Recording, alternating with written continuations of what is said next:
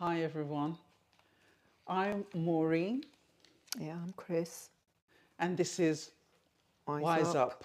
So welcome to our podcast today, and we're continuing on the theme of manipulation, and the specific tactic that we're looking at today is playing the victim. And that's a word or a phrase that's bandied around quite often, and not many people really know what it means or entails and how it plays out, and especially under the umbrella of manipulation. So, Chris, I know you've got the definition there. Right, some of the definitions for playing a victim is avoiding responsibility, self-pity, a negative outlook, a sense of powerlessness, seeking pity and resistance to change, and may also exhibit resentment tendencies. Okay, thank you very much. And I forgot to mention, actually, we've got a few videos to watch, and we've also got a guest. So let me introduce you to the guest speaker or the guest person. So welcome, Tenby. So let me put my little ears on. Welcome, Tenby. Hi, Christine. Hi, Maureen. Thank And you for how are you inviting today? me. I'm fine, thank you, Maureen. Oh, excellent, excellent. I'm so glad you're fine. We've had you hoist and waiting patiently for us to include you in and get you wheeled in to have your conversation with us. So right now what we're going to do is just to, first of all, we're just going to talk about our subject matter, and then we're going to bring you back in again, all right? But I just wanted everybody to see who you are, see your beautiful face, and then we continue with our conversation, okay? So I'll turn you off for now, but I'll bring you back in a minute, okay? Okay, thank you, Maureen. Thank you, Tembi. Nice to have you on board. Right. Yeah, so that's Tembi, and she's going to give us some of her wonderful wisdom and some good examples for us to understand what this victim, playing the victim, is all about. Right. So we've got one video that we can show you. This one is a video of a young man who was invited to the Dragon's Den, wasn't All it? right, yes. Yes. And Christine found this beautiful one, and it's you'll see how it's quite a painful watch, and we can discuss that a little bit when you view it. This guy tried to play the sympathy card. Unfortunately, I don't have that rich uncle. My dad worked in a factory, my mom was a receptionist. Watch how Mark Cuban destroyed this entrepreneur's delusion with a brutal reality check. The one mistake almost every entrepreneur makes that we have to overcome is we lie to ourselves. We tell ourselves that it's a great idea. Even after receiving real, honest criticism from all the sharks about his unrealistic business model, he refused to accept the truth. I know, I have put my blood, sweat, and tears into this. I have done this while being a full-time computer science major. Now watch how Mark shatters his victim mindset, reminding him he's not special. Ryan, you know what? Stop patting yourself in the back and stop feeling sorry for yourself. I've spent 36 hours straight coding, teaching myself differently. So has Robert, so has Barbara. It's part of the deal. Accept that hard work, struggle, and sacrifice is part of being an entrepreneur. Don't feel sorry for yourself. Go get the job done.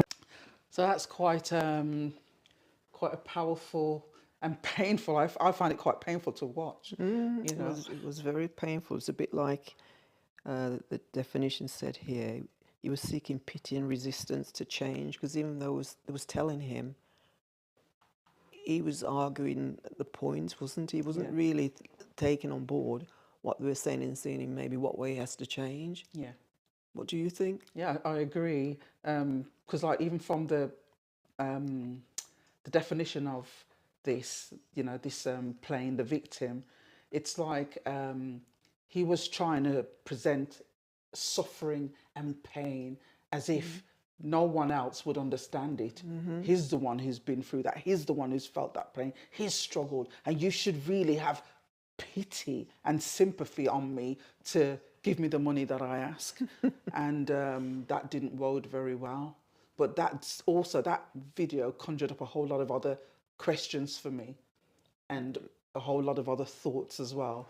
But, Do you want to share? I don't want to share.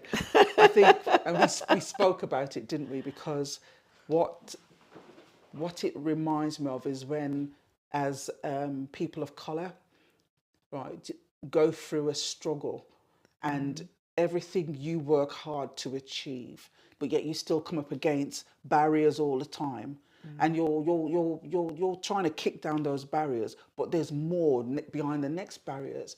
But when you talk about those things, you will find that people will say to you things like, "Ooh, you're feeling sorry for yourself," or you got a chip on your shoulder, or "Move on, what's your problem? All these opportunities all your way," Or like we were saying before, now remember that, well, we've given you this, we've given you that. What are you really moaning about? What more do you want? What more do you want? Yeah, and it's so that's interesting, because I remember what we studied was that sometimes when a person is genuinely a victim, they want to talk about their pain to be understood, but not to take advantage of somebody's kindness and to manipulate them. So there's a difference there, isn't there? Yeah, there is a difference. If you understand. There is a difference. Yeah. I'm still learning quite a lot about this victim mentality. Yeah. It's all new to me, so I'm going to be a good listener today. She's bowing out, folks. She's saying, "Maureen, into the lion's den." Wonderful sister, in it. That's what older sisters do. Not really. Anyway, right. So yes, we've looked at this subject, and it was interesting because Kristen and I, we had a few battles as well, didn't we? Grappling over some of the definitions and the difference between playing a victim and being a victim, and the person who plays the victim being a victim in the past. Yeah, that was a bit of a struggle. Is that the one that you were telling me about, acting out the role? Yeah, go on. You explain. Oh my gosh. If you can explain If I it. can remember. I've got it in my head, but he's trying to remember. So if I'm wrong, tell me. So the victim, it's like an actor. So the manipulator. The manipulator is the one who is acting out the role of the victim. That's right. That's right, isn't it? That's right. Yeah. See, I'm stuck now. Go on, carry on. Right. So to explain it, it's the manipulator is the one who's playing the victim. yeah. But in order to play the victim, he's got to have a script, and the script is the victim mindset. Do you understand that? So when this manipulator now plays the victim, because he's not really a victim, he's playing the victim in order to ensnare and trap someone else so that he can manipulate them. And that's what that is. So it's quite interesting how it plays out. But you've got some great examples as well, haven't we? Well, we've got some examples of what that is, so you can understand it clearly. So what example have you got? For instance, I've got the example of the family dynamics. How does a person who's using this victim mentality play out in a family dynamics? For instance, you might have a parent to a child. The parent says to the child, "You never appreciate anything I do. I do everything for you." Right then and there, that set that child backwards in the sense of, "Oh man, I'm feeling guilty now." And he suppresses any backlash by saying that. So that's the parent playing the victim. Right. So the one I've got is working in the workplace conflict, where the employee misses a deadline. You know what that feels like, don't you? If you've been there before, you miss the deadline. You give him something and you miss a deadline, right? But blames the unfair treatment of lack of support from the other workers. You know, probably that Jim didn't really show me the things that I needed to use to meet the deadline, things like that. I can only think of that thing right now, right? Yeah, and that does what. And yeah, and that does happen, doesn't it? it does happen quite a lot where people, you know, shift the blame and say, well, it's somebody else. So really, it's not taking accountability. That's right. Is it? That's They're not right. taking accountability for their own actions. Yes. And, you know, the question is how many of us has, you know, done that, you know, tried to use this tactic, not to, well, I suppose it is to manipulate. And we talked about how manipulation is such a harsh word. It is. And do we all use it? And that's interesting because I bet you nobody really wants to own that they've used. Well, we did discuss that, and I said to you, well, I'm sure. Well, everybody. I think everybody in a lifetime have used manipulation, whether we know it or not. Because I was saying to my sister, it's funny because you don't want to admit it because you think it's such a horrible word. It's because it's malicious, isn't it? But you think, well, I don't think I was being malicious. No.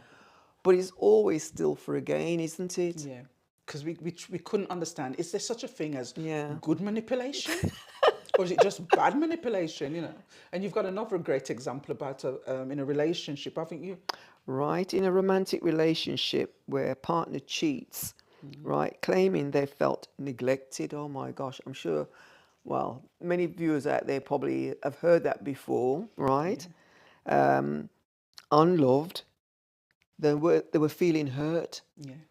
You know, we've seen that play out so many times, really, where they've used that. Oh yeah, to use make that as an excuse to. They use that to deflect guilt, right? Yeah, And to be get the victim, innit? and to get sympathy. Yeah, yeah. So that does happen quite a lot, doesn't You it? Really. made me do it. You made me do it. I never looked at a woman in all my life, you know. But you know, you come home and you look so scraggy when you come home. You're in your gym jams or your dirty tracksuit. You know, how can I help it if Molly, the secretary at work, comes in this nice clothes and flaunts herself?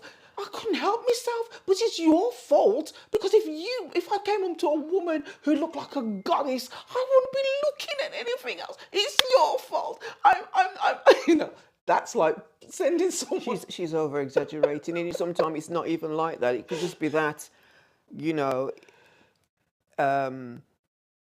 It doesn't have to be to that extent, really, does it, Maureen?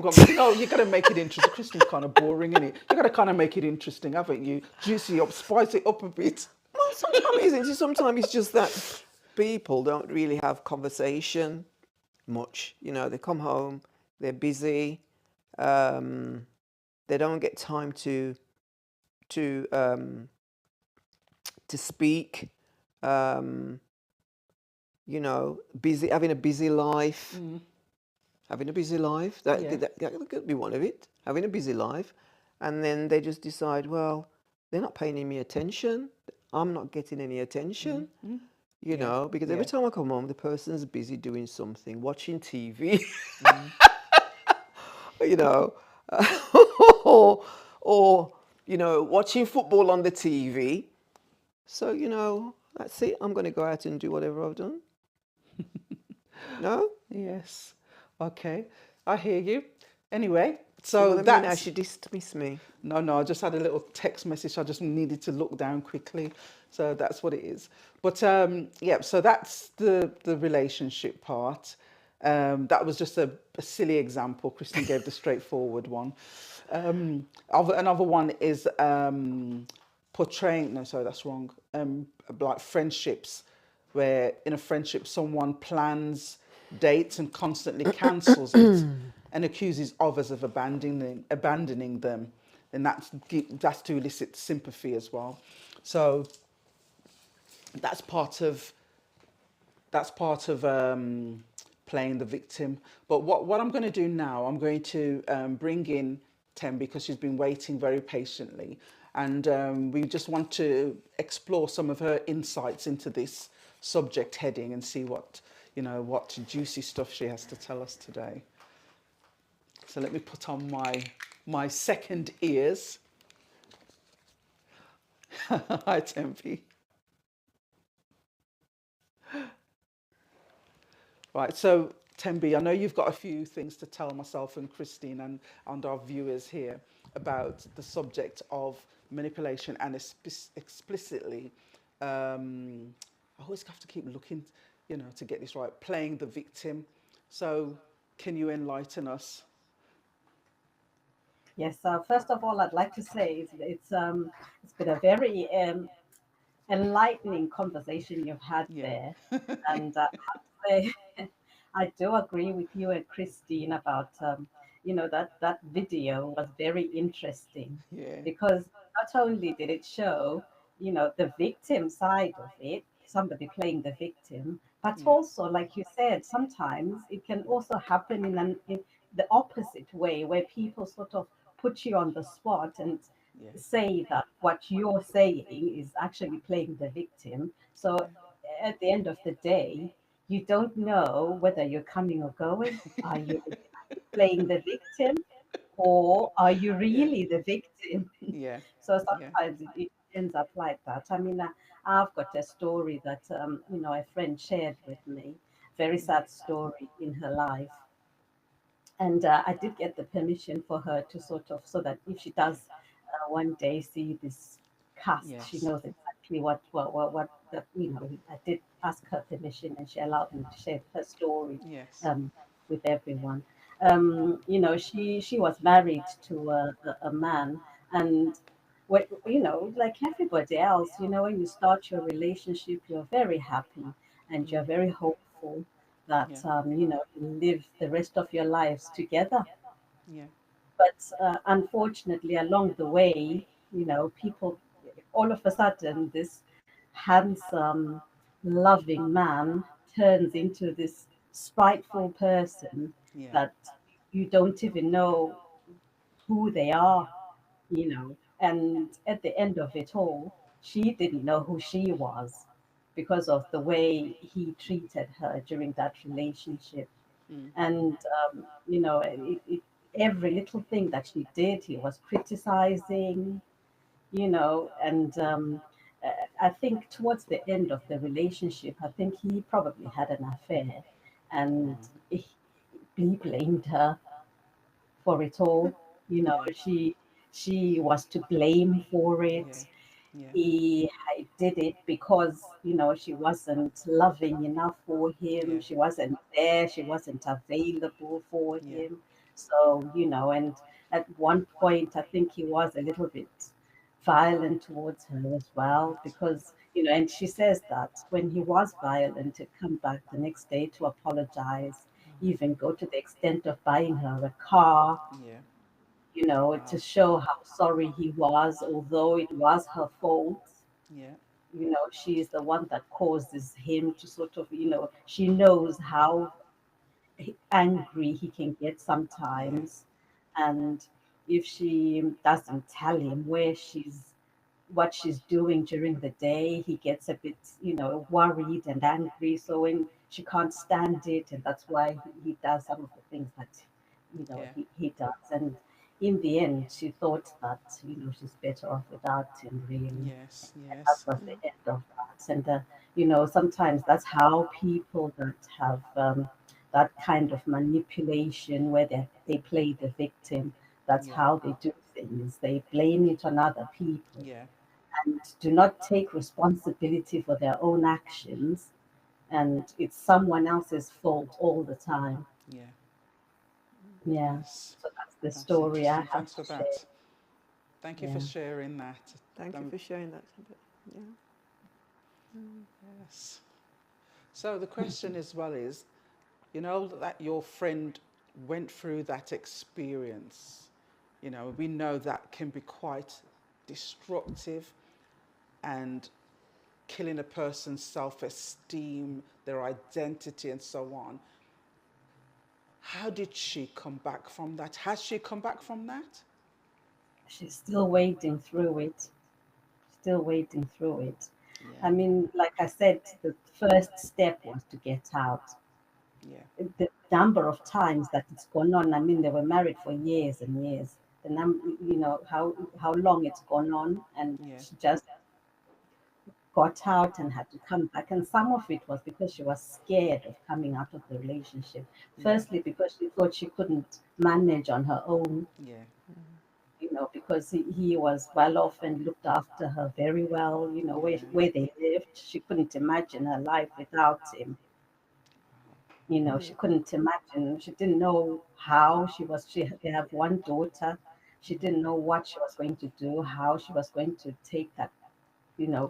pay for that daughter's private school Yeah. fees and things Yeah. like that, if she ever dared to sort of leave him. Yeah. And in the end, she thought that she might as well, because God is going to just have to provide for her. She's going to Yeah. have to find strength inside herself. And she suffered, really, really Yeah. suffered. First few days when she left, she Yeah. did struggle. It wasn't easy.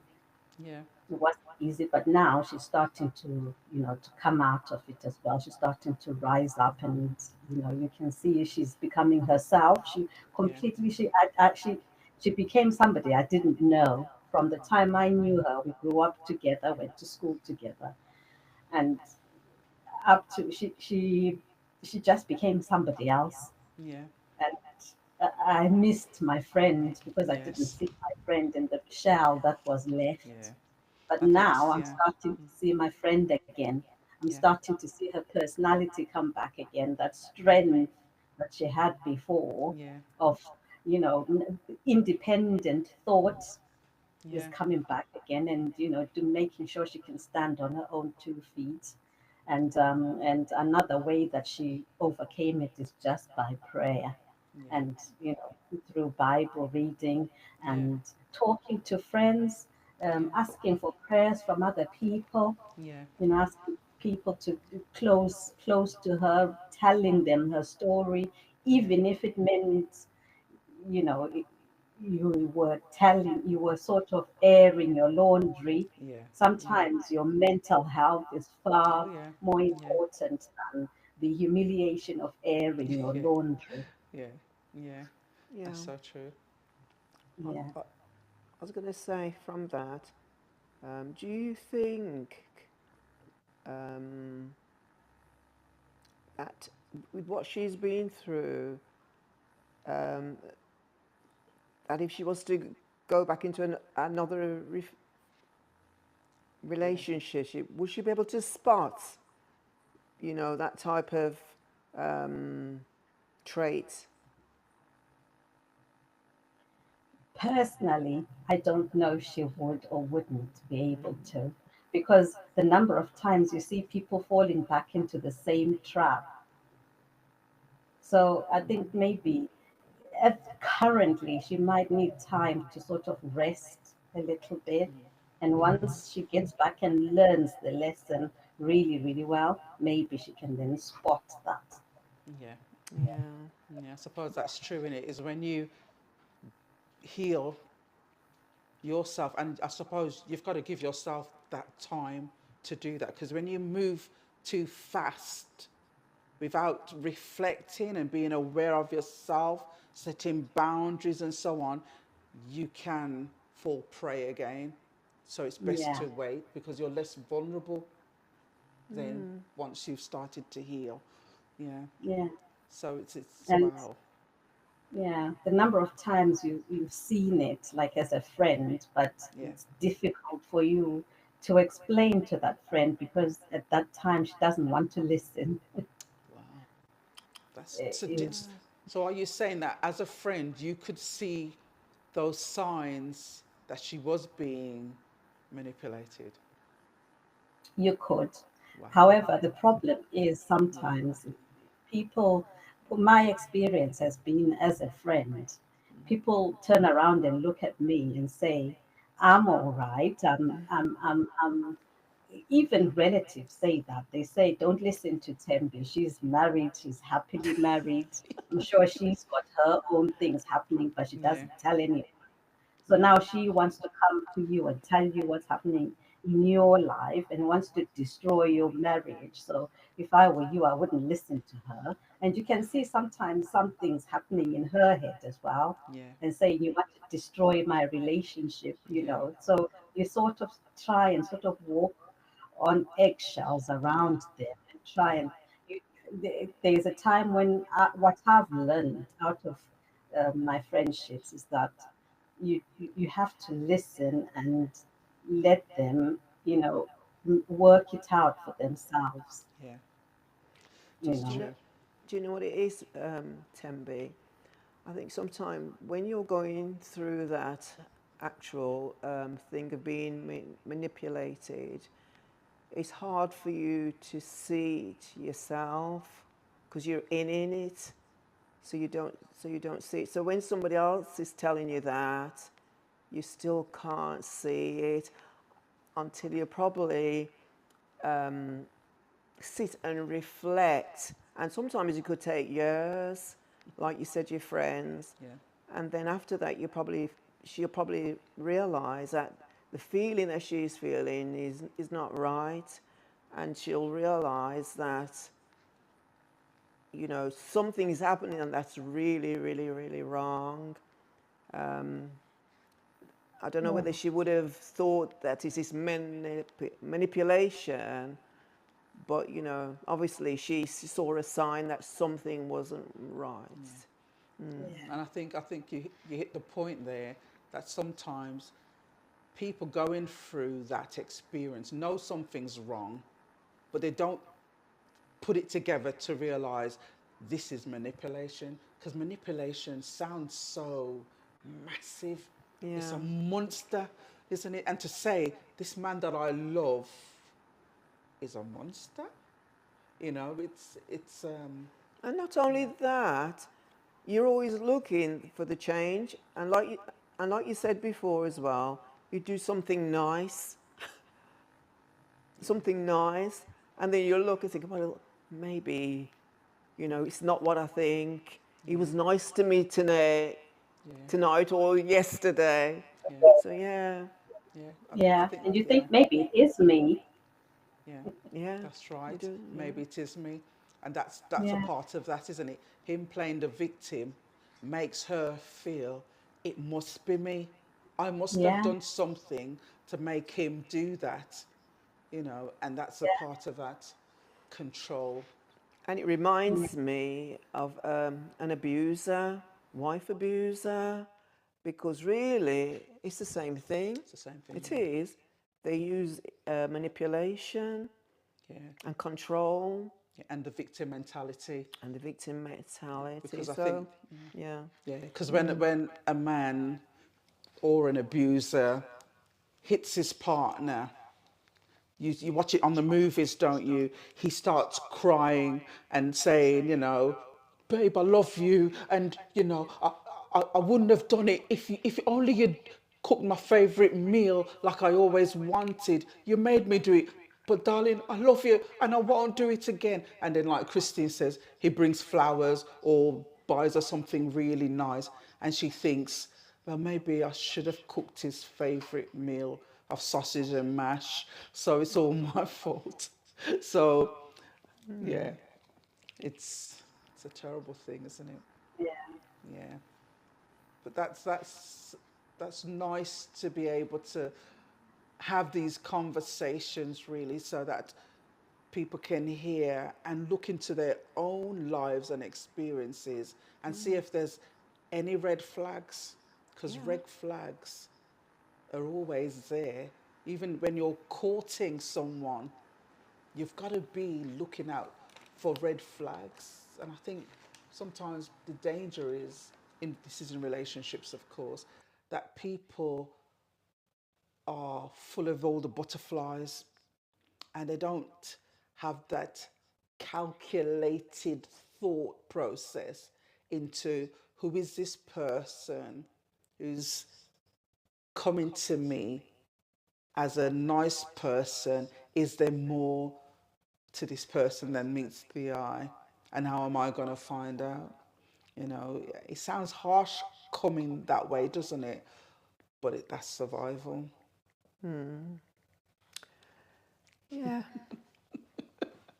It is a hard one. Yeah.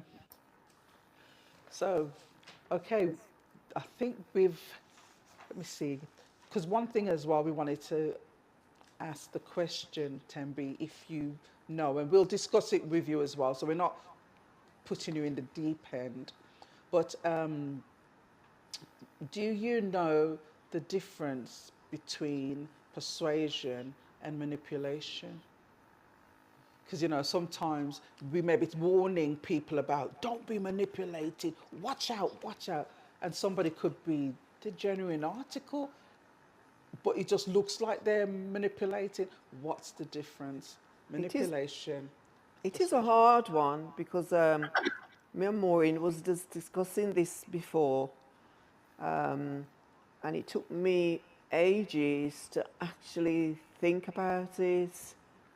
You know, so we'll let you have a think, and then you can share it with us what you feel. Okay. Okay. But well, I've got a few ideas. Oh, I mean, yes, please. to me, Yeah. persuasion, if someone is persuading me to do something, they are reasoning it out with me and showing me evidence of how their thoughts or their side of thinking would be beneficial to me or to both Yeah. you, Yeah. me and that person. That's persuasion. So they've got to have evidence. They've got to tell me why they think whatever it is that they're trying to influence me with Yeah. is is good and why I should change my way of thinking. Yeah. Whereas um, manipulation is somebody trying to trick me into doing something that I wouldn't. They know I wouldn't want Yeah. to do, Yeah. and it's deceit. There's deceit and being a crook involved in it. That makes me want to, run screaming for the Yeah. woods if I know that that's what they want to do. Yeah. So you think they look different. You know what it means, but if it was happening, do you think you would know the difference? You see, manipulation by definition, manipulation by definition is somebody who's tricky. So they know every trick in the book, Yeah. you But see. don't you So think they somebody but don't you think somebody who's manipulating knows every trick in the book? yeah, that's what I'm saying. If they are manipulating you, they know every trick in the book. Yeah. So if they can easily sway you to their side of thinking. But it's not necessarily for your benefit, it's for theirs. It's That's more right. Right. Yeah. selfish to be Yeah. manipulating. Yeah. And Yeah. persuasion is something else, it's more positive, I think, Yeah. I agree. persuasion. Yeah. I Thank agree. thank you for that, Tembi, because you probably find anyone that's listening to this program, they'll understand the difference between persuasion and manipulation and know what the signs are to look out for. Thank you for that.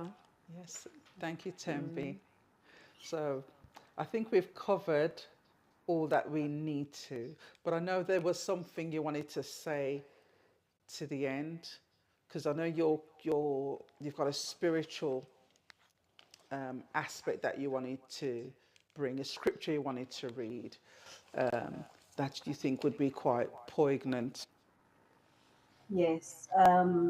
I wanted to say that, you see, it's all about people, isn't it? All this manipulation and we did talk about manipulation and persuasion. If we think about the life of Jesus, and what he represented. You know, and some people, some of these people that do things, you find that manipulation is done by people who are in a position of power, usually. Yeah. You know, and if you look at the life of Jesus, if you look in Mark 10, verses 42 to 45, and I'm just going to read it. Is that all right? Yeah, that's Okay. Yeah. fine. Yeah.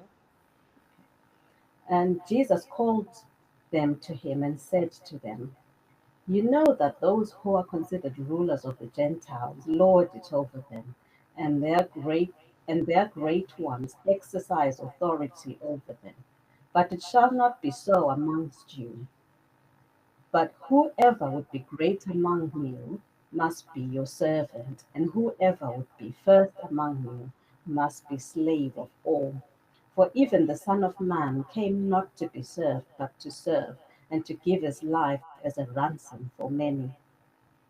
And I think that the sign of a person who truly loves and who is a true leader is service and sacrifice, Yeah. I think, rather than manipulation, authority, autocracy, or those Yeah. kind of things.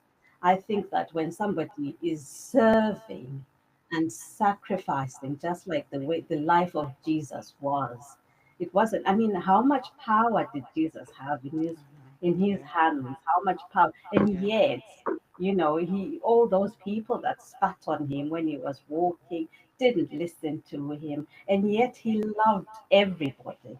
Yeah. And he was there to serve. I think that when it comes, that's the sign of somebody who a manipulator is what Jesus just said, that they Yeah. lord it over people. They Yeah. are Very authoritative true. rather than serving. Yeah. Yeah, That's brilliant. it is. It's about control, isn't it? That's what they do. Yes. Control. Power is about control. Thank you for that, Tembe. It's Yes. quite interesting. Insightful, isn't it? It is. But it's I think the thing for me as well is that we look at the leaders of today and you compare to how Christ is and led, and there's a lot for them to learn and mimic, but obviously they don't. And another aspect as well is one of the greatest manipulators in the Word of God is the devil. So it's just a thought to throw out there, and for people watching, if you want to comment. And if you wanted to comment about the leaders of today and how they do what they do they manipulate? What kind of tactic do they use? Do they use what we're talking about today? Oh, The definitely. victim mentality? Do they gaslight? Psychologically, Yep, they so use it. They use it. Yeah, they and are. that's a whole new conversation that might get us into trouble. Worms, Maureen. What was that? Sorry. I'd say it's a can of worms. And dare I open Pandora's box? Ooh. Oh dear, but thank you, Tembi, for joining us today. It's been brilliant having your insight, isn't it, Your Chris? input, yes, And input. And and your we wisdom. we got to have you come again. Oh, thank you so much for inviting me to this insightful discussion. I enjoyed it very much. Brilliant. Thank you, Okay, thank you, Tembi. Tembe. Thank you. Right, so we'll continue on with the conversation as we do. Take off these ears. Right, so we've covered some of the stuff on our board, and it's been brilliant to have Tenby here. We've also had a bit of an interview I did with Alberta, just to get some of her take on this subject matter as well. So we'll go through that quickly, and then I'm not sure if Chris has anything else you wanted to put forward with regards to what we've discussed, because we've discussed a lot, you know, we've written it all down, and when we go home sometimes, what do we say? Oh, we've missed so much. We've missed so much. We didn't talk about that. We didn't talk about, you know, but it's such a vast subject, and it's so meaty, and it takes you down different roads. It's just wow. Well, and not only that, we are still getting insight ourselves, because there's many things that we don't know. So, you know, we are also learning as we go along. Yeah, definitely. Yeah. Definitely still learning. Right, so what I'm going to do, I'm going to show Alberta's video, and then we're going to encapsulate all that with like strategies for dealing with this kind of manipulation. So I'm going to ask you to show the video to you all. And Right, hello there. This is sort of an interview for our podcast show, and I have with me someone who I've managed to twist their arms to discuss our topic of manipulation. And welcome, Alberta. And as you know, I'm Maureen. All right, so we're going to skip to the chase and let's get into this subject right away.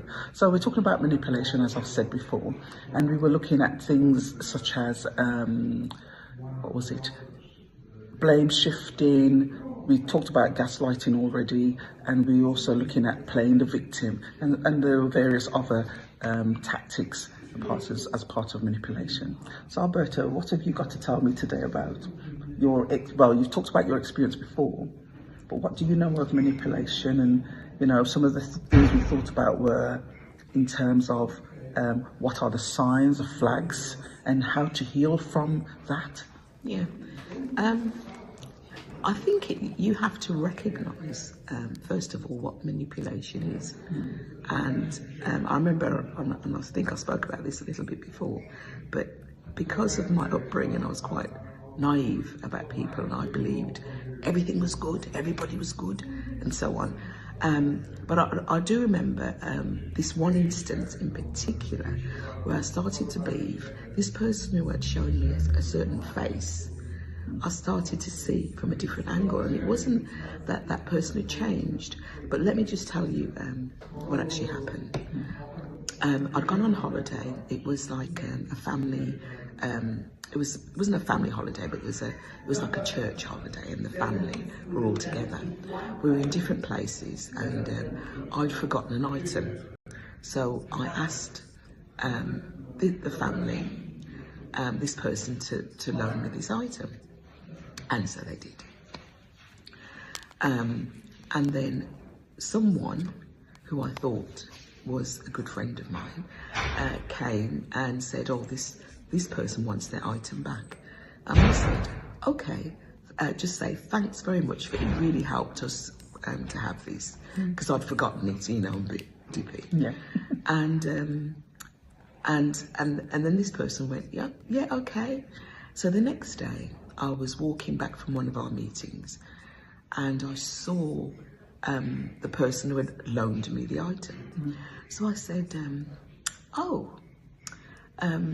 you know, how are you? And, you know, it's nice to see you. And he said to me, I got, you know, very roughly, "I've got your message." And I said, "Message? What message is that?" And then it turned out that the person who I'd given this item to had given him a message that she said I had said about him and the thing that he'd loaned me, and she'd said something that I'd never said that was very, very negative towards me. And then I started to question things, and I was thinking, why did that person say that? I just didn't understand it. And that's when I started to begin to tweak things and look at things in a different perspective, and thinking, this person isn't being honest. So sometimes people will show you a side to who they are, and don't ignore it, right? Look at that and chalk it down and go, well, is this really how the person is? Do they have an off day or so on? But I just didn't understand why this point was made, and that's when I started to realise there was something not quite right. Yeah. So what you're trying to say then, there were other experiences obviously you must have had with that person in different contexts that made you realise, there's some form of manipulation taking place. Yeah. Because that one incident flagged up, there were other incidents that followed that when you joined the dots, that's right, you could see. So did you ever, because sometimes some people will confront that person and say, why would you do that to me? Did I, what have I done? And sometimes people will respond by saying, what do you mean? Why would I do that to you? Oh, you're a bit sensitive. Or, and then you start to think, oh God, maybe I am a bit sensitive. Is it really me who's the problem? Or they might even say something like, why would you do that to me? I've always shown you kindness and you've been mean to me. And then right then and then, they've put you on a spot where you start to feel guilty. Yeah, and I think that's what happens with people that are, and usually a lot of these people, because I've been in this situation quite a bit, so I knew something had to change. So this was at church, it was at the place where I worked, and it was also within my family as well. So all these things were happening. So I had to ask myself, why is all this happening to me? Why is it being pinpointed at me? And at one time I felt that I was wearing this target on my back that attracted all these people. But what I found is that through the experience, because this one went on for some years, is that people that manipulate and use you for their own, to make themselves feel better about themselves, they tend to target people that are a bit like me, very naive, very accepting of who people are and allow them to be who they want to be. Seeing the best in people. Yeah, so that's it. And there's usually something about you that they don't like because you're happy all the time. Perhaps you're happy. I've seen that so many times. Yeah. You're happy, you're confident, and they want to break that. Wow. I came across this article and I read it and I was thinking, something rings true here. Something seems very, very familiar. And then my spider senses, as you can say, were starting to go, something's not quite right. Yeah. And then I started to see, and I'll tell you what I did look up. I looked up narcissism. That's what I looked up, which is manipulation is a massive ploy of narcissists. Yeah. And I saw these patterns, and I kept going, ticking. Oh my goodness, that's right, that's right, that's right. And I saw these patterns, and then I started to notice in conversation, what this person was saying to me, and then I'll go, oh my goodness, that person has just said that to me, and the actions were tallying with what I'd read, and so then it became where, what can you do when this happens to you? When you find that you're in a relationship with a narcissist. So, and then it was just working my way through the steps. And the first one was remove yourself. That's a major thing, because once you're out of their company, once you don't have the influence that they have on you, because when they do in the love bombing stage, is they get all your weaknesses, they find out what your vulnerabilities are, and then they play on those, right? And so I had to move away because they knew what my weaknesses were, and then I had to make myself strong by educating myself about what was going on and building up my confidence again, and saying, I know who I am, I know what I believe, I know what I stand for. And also because a lot of my background has been on a Christian walk. With me, I felt as if God was exposing certain things that I wasn't aware of. But it really is about educating yourself about what tactics these people use and recognising them and looking for them if you're suspicious. Okay, that's really and useful. What I've learned as well is that because I've had all this influence with all these people, in a negative sense, sometimes I can spot a person like that a mile off without them saying a word, because I recognise some of the signs, and I think, oh, okay. That's interesting. Okay. And another question I wanted to ask you then is, because, by listening to you from what you've said, you might find that people might say, oh, I recognise that, oh, that's that. But then how do you tell the difference between manipulation and persuasion? Okay, so, because I thought about this for a while, and I think when you're persuading somebody, and let's say the best way I can describe it is to give you an example. So, suppose a friend of mine says, I'm going camping in the winter, right? And then I know I hate camping. Right? Forget about winter, but I hate it. Yeah. And they're saying, oh well, you must because of the nature and the birds and the vigorous cold winter and so on. And then I say, well, and then I feel I have a choice. So then I say, well, that may be something for you, but that isn't for me. Yeah. And then I'm adamant, and then we go away and we're both quite happy with each other. Yeah. We've still got the same kind of relationship. Yeah. But with manipulation, somebody is desperately trying to get you to do something and to change your opinion. So they want me to go. So they're going to find a way of getting me to go by any means. Okay. And it could be, well, I did this for you, so why can't you do it for me? Yeah. Guilt tripping. So that's it, guilt tripping. So, and they'll use all kinds of things to try and get you to do something that they want to do. And usually it's to benefit them. It doesn't benefit you. Yeah, that is absolutely brilliant. That's absolutely brilliant, Berta. Thank you so much. Oh, you're very welcome. And I'm not an expert. I'm an expert by experience, because it's happened so many times that I'm quite happy to talk about the topic again. Yes, and I think, you know what, because Alberta's given us so much information, and like she said, she's an expert at it through experience, and that's what. Okay, so that was the conversation with Alberta, and she gave us some advice, some wisdom about what it's like to be manipulated, signs, flags, recovery, and the ways to watch out for things like that, and that's really what we need to take on board. And we've got so much, as I said, my sister said as well, we've got so much information here to share, and we don't want to really belabor it and rush it, and because the time is ticking on, really, because we want to talk about some strategies for dealing with this kind of manipulation, but we're going to spare that or save that for another time. All right. But Chris, you have something to kind of fold up this, to round it off.